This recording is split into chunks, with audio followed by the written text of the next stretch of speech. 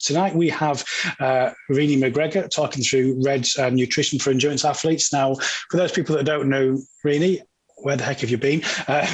She's a well-respected and well-renowned dietitian and sports dietitian nutritionalist who's written numerous books and done many presentations. Tonight's format was pretty lightweight, pretty straightforward. Rena's going to do a presentation that could last anywhere between, she tells me, 45 to 55 minutes, depending on how much she rambles on. So we shall find out how much she rambles on as we go along. And then when she's finished that, we'll do a quick Q&A so you can ask some questions. We'll try to get through as many questions as we can, bearing in mind that we may be pushed for time. So if we don't get to your question, it's nothing personal. It's not about the quality of your question. We'll have just run out of time, basically. As Darren said, I'm going to talk to you about REDS and about nutrition. And I think, although some of you probably do know what REDS is, I'm going to maybe go into a bit more detail than you've heard before. And hopefully you'll find it really interesting, because I want to also talk a lot about the behavior and why athletes go down this road as well. So, as we said, we'll answer questions at the end. So I always like to start my presentations with really getting people to understand what the role of performance nutrition is specifically, because, nutrition is such a controversial subject and everybody has an opinion about nutrition, but there's a real difference between sort of nutrition for health and then nutrition for performance. That said, we do want our athletes to be healthy. So there is some overlap. But I guess most people associate performance nutrition specifically on just making sure that the person has enough energy for performance and has enough energy for recovery, which is very, very important. But some of the things that are often missed are that if we don't get the nutrition right, if we don't get the timing right, if we don't get the composition of the diet right, then we can start to create more problems for athletes, including things like non-functional fatigue. So we want them to have some functional fatigue, because obviously that means that we're going to lead to some adaptation. But sometimes when there's not a good recovery or not enough rest, or the fueling has gone a bit wrong, then we can actually get something called non-functional fatigue, which then puts somebody at a higher risk of injury. So we're trying to prevent that.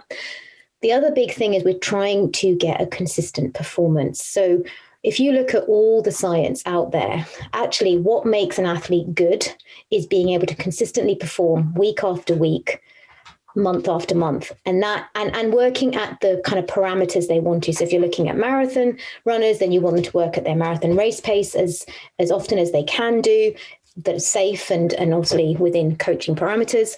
But you want them to be able to do that so that becomes really comfortable for them. And in order to make sure that they can do that week after week, getting the nutrition right around their training is so important. We also want to prevent stress to the immune system. So one thing we do know is that, again, nutrition timing, nutrition composition, and even key nutrients, things like vitamin D, for example, are really, really important for your immune system.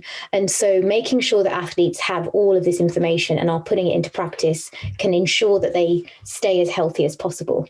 And then the area that I want to talk quite a lot about, and probably the area that you may not have heard as much on, is around this maintenance of normal hormonal and biochemical health.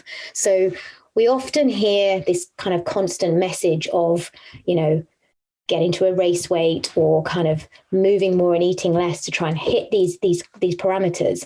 But actually, you never stop and think about what the impact that might have in terms of hormonal health. And hormonal health is really, really important.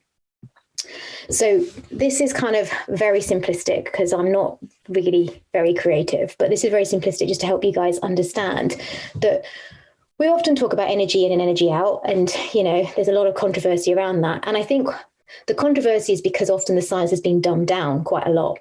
And definitely what we have to understand is that the human body is biologically biased towards a positive energy balance. So it likes to be in a positive energy balance. It likes to achieve energy balance. It doesn't like being in a negative energy balance. So this is where it can become problematic, because if we create too much of a deficit, then actually this can start to impact areas of our body and biological processes, including things like our hormones.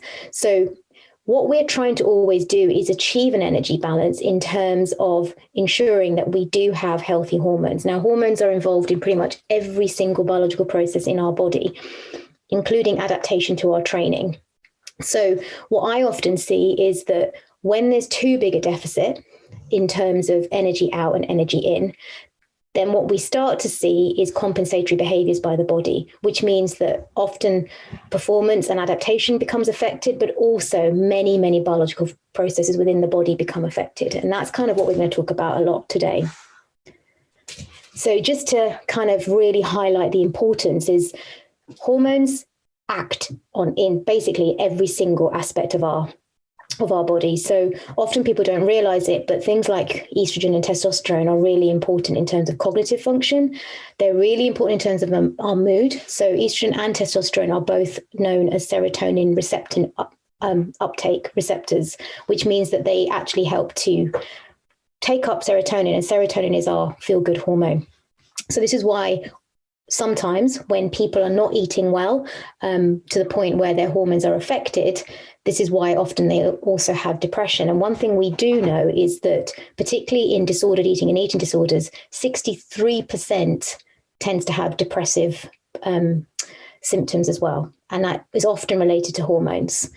Bone health, I'm sure you've all learned and know a lot about bone health. But again, if we don't keep on top of our hormones, then it will start to affect our bone health, which is really important, particularly for endurance runners. Immune function, we've already spoken about. Performance, like without your hormones being regulated, you're not going to produce growth hormone, which means, again, you don't get that adaptive response and you're not going to get the progression. And finally, digestive health. And this is something I see a lot in clinic. And again, we hear a lot about, runner's diarrhea and problems with the gut and gut permeability. And a lot of this is actually to do with the fact that if you don't have sufficient energy going into your system to support all the biological processes that need to happen, then basically everything's going to start to go on a go slow. So your digestive system is included in that. And again, I'll talk more about this as we go through. So one thing I think that we can't really move away from is while we do have this internal system within our bodies, we have homeostatic control. So our bodies actually generally do know how to regulate. And this is also why diets don't work fundamentally, because basically if we do a lot of exercise, generally speaking, as we go back to that fact that our bodies like to achieve energy balance, we generally feel more hungry.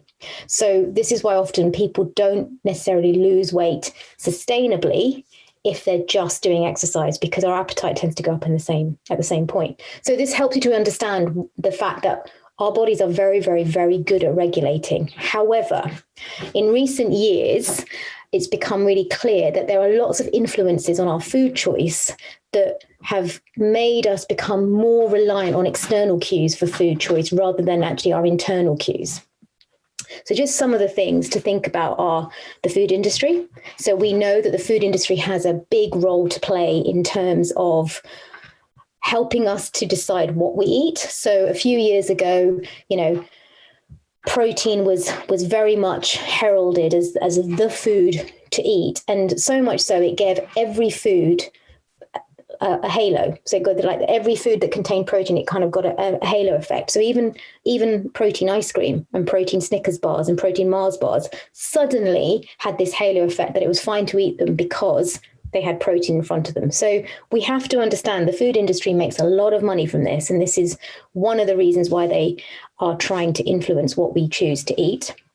Family preferences, so how we've grown up, what foods were normal for us. These are really important. Peer pressure. So one thing we do know is that as we get older, particularly as we go through school, into adolescence, into teenage years, then peer pressure definitely does start to have an impact on our food choices. Budget. So, what you can afford makes a big difference. Food availability, whether that's what's available in the house when you get home from a training session, or whether that's food availability generally in terms of the variety that you keep in your home. Social media, we cannot get away from that. And I think more and more, this is quite important because so many athletes of all different levels will have social media, and often they'll have sponsorships and partnerships, which again will influence what they talk about, but then does have an impact on their followers in terms of the types of food that they may consume because they associate it with that athlete. So we do have to be really mindful of that. And then obviously we have government guidelines. And these again will definitely influence our food choices. And one thing that I think, again, is really important to highlight here is when I talk to the athletes I work with, they'll often say, oh, it's because the government guidelines say X. And I'm like, but is that relevant to your situation? And that's the thing about guidelines. They are guidelines. And it's really important to remember that, because they are relevant to certain populations, but that doesn't necessarily mean that they are relevant to the athletic population. And we have to be careful about interpreting and how we interpret those guidelines. So in terms of social media, I'm sure like you're all very aware that the problem with social media is that it does tend to create a confirmation bias. If you think about the people you follow on social media, do you have enough diversity, or actually are you following the same types of accounts that basically validate what you want to hear? And I think, again, this is not a problem if you are somebody that can filter through information, but it can be a problem if you are somebody that struggles to be assured in your own thoughts and beliefs. And so it's really important to be mindful that social media is not always fact, and yet that's what people consider. So we know it creates this confirmation bias, and it also acts as this big echo chamber. So, you know, again, we know that often on social media, science is not quite as correct as it should be. And it is often because big influencers, athletes, celebrities, they will dumb down science to make it more palatable, but in the process can actually lose some of the really critical aspects of what that message should be. I think this is why we have this big message about moving more and eating less all the time, because it's become such, you know, just such a big conversation. We also have social comparison. So, you know, this is where individuals tend to upwardly or downwardly compare. So if you're somebody that downwardly compares, then what you will be doing is looking at somebody else and you generally tend to put them down in a way of trying to elevate yourself. And if you are somebody that upwardly compares, then you're generally somebody who maybe struggles with your sense of worth and find yourself constantly comparing to others and basically fueling that sense of unworthiness. This is really important to understand, particularly when working with individuals that may end up developing RED-S, and we'll come back to this.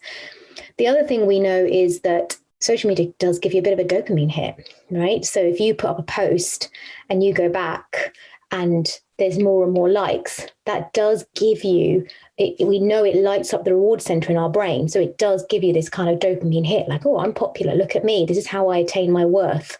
And again, can be really, really problematic. So we've had numerous studies now. There was one that came out of Aston University last year, and there's been previous ones from UCL, which have demonstrated that healthy eating, that is in inverted commas, is heavily influenced by social media.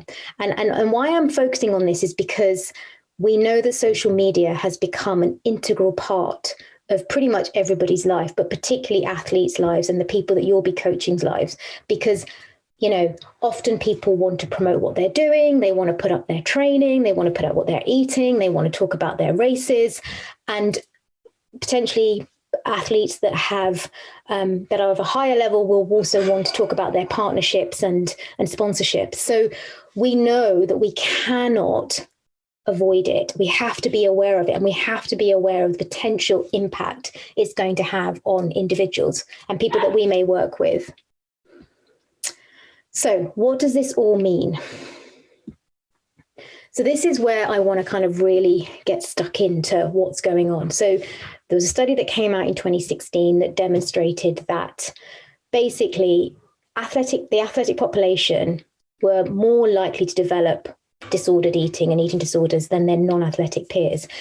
Personally, I think this number is much higher, but this is what was put out back in 2016. And then more recently, we know that individuals that may start off with an eating disorder are probably 4 times more likely to develop exercise dependency or exercise addiction. So the two tend to always go side by side. And I think, again, this is really, really important. And something I see is that often the people that end up coming to my clinic will be maybe in their mid to late 20s, maybe early 30s, but actually they'll come because of maybe exercise dependency and then issues with energy availability. But when you go back into their history, a lot of them had eating disorders as teenagers that were never, ever really recovered properly. They just moved from one type of behavior to another type of behavior. And this is very, very common, particularly this move from restrictive eating into exercise. And everything's fine until you get injured or until you can't perform, and then the wheels fall off. So it's just important to understand that generally speaking, these two extreme behaviors do tend to sit side by side.